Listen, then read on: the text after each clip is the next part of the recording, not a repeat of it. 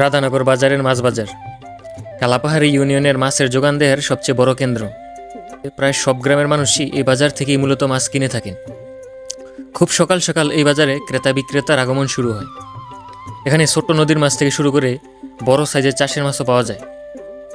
এখানে মাছ ব্যাপারীরা যেমন মাছ বিক্রি করে থাকেন, তেমনি সরাসরি জেলেরাও তাদের নদী থেকে ধরা মাছগুলো বিক্রি করে থাকেন।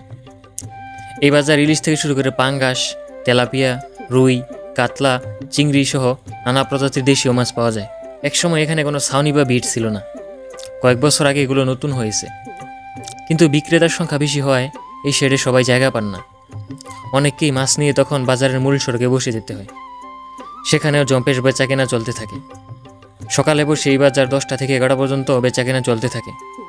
এই বাজারটি কালাপাহাড়ের অনেক গ্রামের মানুষের জীবনের অবিচ্ছেদ্য একটি অংশ। ভিডিওটি ভালো লাগলে শেয়ার করে দিবেন।